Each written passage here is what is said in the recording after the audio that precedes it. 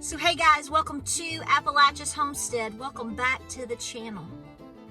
Hope you're having a good day. I just filmed the video prior to this one, which is the announcement. I hope I did okay on it because it is plumb freezing, guys. It is absolutely freezing. And I wanted to get the information. We've kicked off the donation drive for the 90 mountain children for the Giving Tree through the High Country Community Health Center, which you have heard all about over the last week. Let me update you real quick. First of all, give me a hug because I need a warm, snuggly hug. I got my new hat out. My sweetheart bought this for me back in early September for my anniversary. And this is only the second time I've had the chance to wear it. I'm looking for a turkey feather. Not that I would have any to pick from, but I'm just saying. So listen, I don't know about you. Let's talk about a couple of things. First things first, I want to thank you for your awesome support, your community love. Folks, it's hard to not be emotional right now with everything that's going on. Okay, it's like we start to breathe a little bit and we just get pulled back with all of the shenanigans that we see going on. But let's talk about the positive, folks. I want you to do your best to try to continue to pray, be calm. It is so ironic because I was just talking to James when he was coming home. I don't know if you can see him or not. That baby doll of mine is unloading his truck right now, so I got to get down there and help him. We got feed, but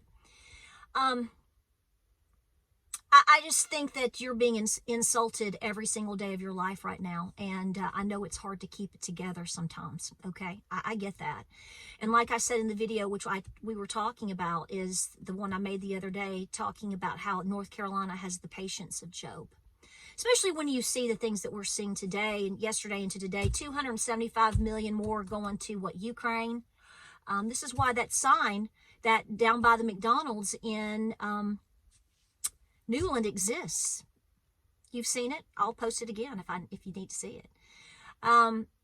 Also, in addition to that, now we're seeing today, this is brand new this afternoon. We're going to send we want to send $1 billion to Africa. We've got American citizens that pay taxes, freezing everything they've got on them off in tents just right over here. And we're sending $1 billion to Africa. I don't know about you, but that didn't go over too well with me today. So this is where we are right now. But let me give you some good updates. I want to start off with some good news.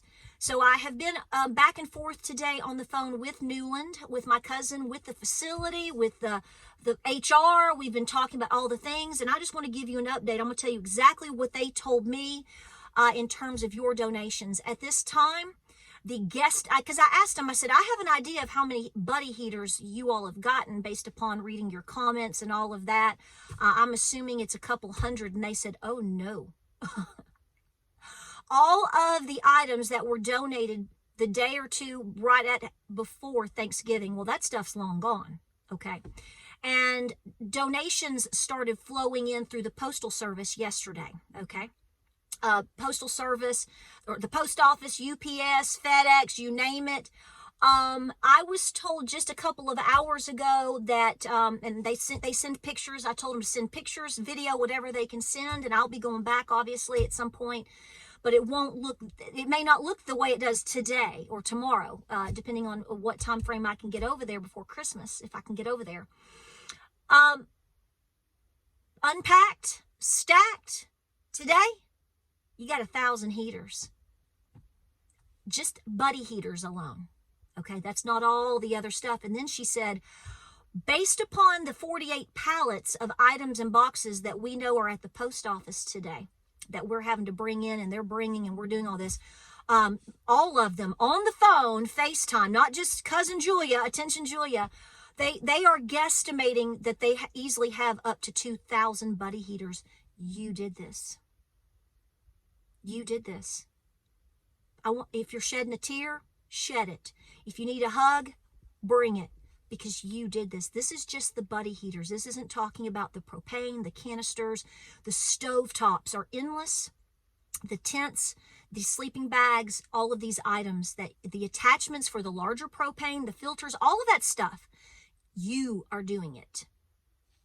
State government isn't doing it. Four-letter agencies aren't doing it.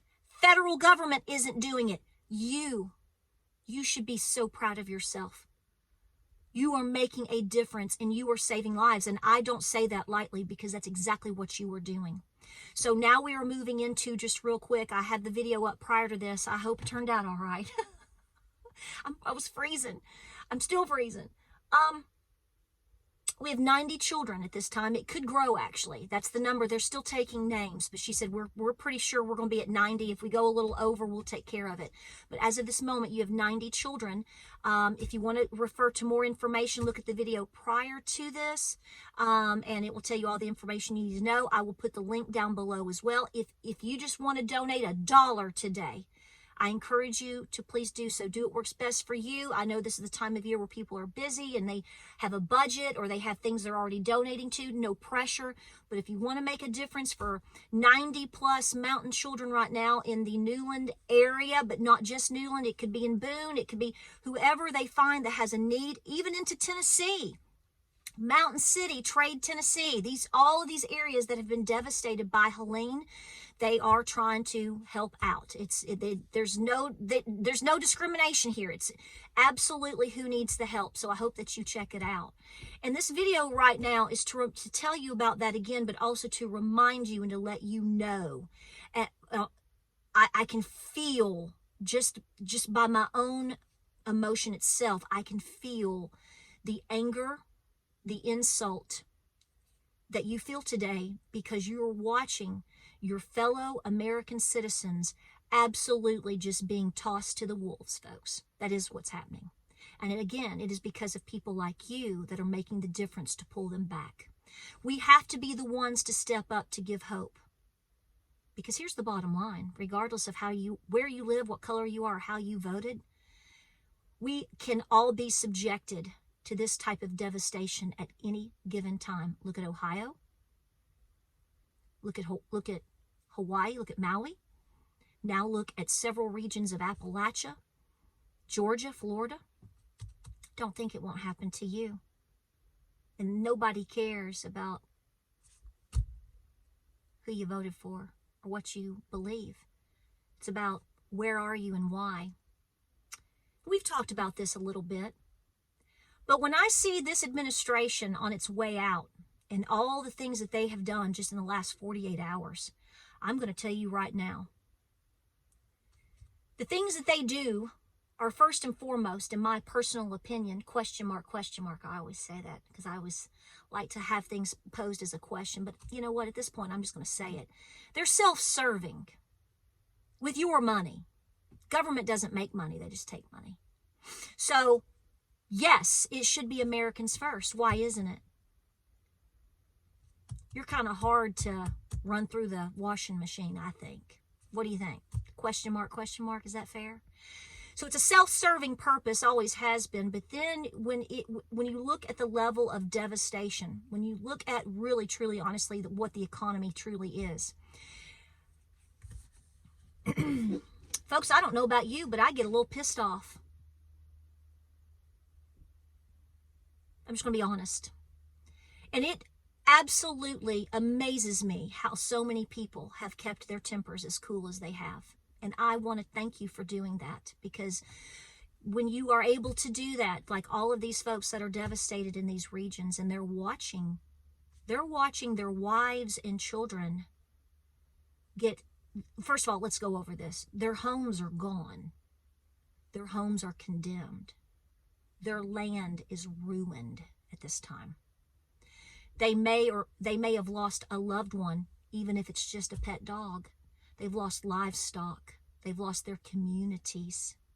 Anybody not believing that this hasn't happened, get in the car, We'll go on a tour. I'll be your personal tour guide. Because you will not be the same when you go back home. I am not, just as many of you out there, I am not the same person I was from September 26th, because Helene happened on the 27th of September. I'm not the same person. I don't see how you could be. Americans are suffering big time. You're going to say, well, they always have. You're right. Now you just multiplied it.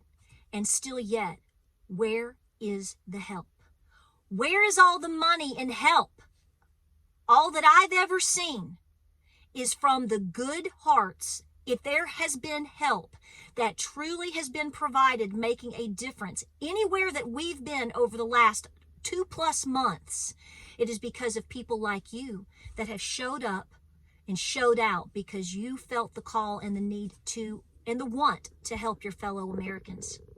It's you. People ask me all the time, did you see this here? Did you get confronted with that? Nope. Haven't seen them. Haven't seen it. Haven't seen the celebrity funds. Haven't seen any of that. I've seen the difference that personal people like you, personal donations have made, and you're continuing to do it. That's why these people are still able to do what little bit that they can over there and up there. It's true. It's local community. It's local people, local churches, volunteers driving in from all across the country and staying days and weeks at a time, trying to help their fellow citizens because they're smart enough to realize that it could have been them. Folks, I'm going to tell you this right now. Nobody is exempt. You're not exempt. You can sit there and say how much you despise the incoming administration. Let's pray they get in there and they clean house. Because, folks, it is 10 times worse than I think our imaginations can allow us to even think about. And it's going to be a rough ride. And we have to keep our cool about us for the sake of our children and the sake of our communities. And we are going to have to lean on God. Did you know, and I'm sure some of you may know this by now, I saw this on several articles this morning, and you can Google it and look it up yourself, that basically the sales of Bibles are up majorly right now. Well, I can tell you why. Because people have lost hope in so many of the things that even 5 to 10 years ago they still held a shred of hope in. They realize now it is God. It has always been God that has led our way and pulled us together. We the people, I'm not talking about the government. I'm not talking about all the things that government has done, will do, should do, didn't do. That is an endless conversation. But for the sake of our children, it has absolutely been us, we the people, that have pulled together to make the differences all the time. Every single time. Every single time. So I know right now that you're hurting. And I know right now that you're mad. And I totally understand that. And I just want to hug you and to thank you for being solid people. Solid people. This channel is about encouraging. This channel is about, yes, I'm a homesteading channel. But it's hard to talk about homesteading today knowing that so many people are literally up the road, perhaps, in a sense, living in a tent because nobody's assisting them. When all that money is going where? Where is it going? We don't know. So rest assured that God is watching all of this. That's not to guilt you. That's not to try to convince you to do something that you don't want to do or that maybe you feel you can't afford to do. No, it's about understanding where we are in time and space. And this is where we are. And this is where we're going to continue to be for a while. Until we decide to come together and to say, you know, we're not going to tolerate that anymore. And we're going to peacefully assemble and we're going to get it right. And we're going to take care of our people first. Until we have that established and running on it, that pony running on its own, this is where we're going to be. So do what you can, where you can, and how you can. I definitely ask that.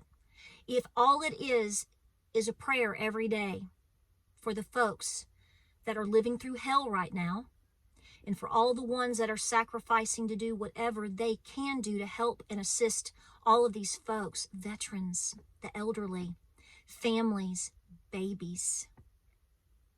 These people don't deserve this. The people in Hawaii didn't deserve it. The people in Ohio, they didn't deserve all that.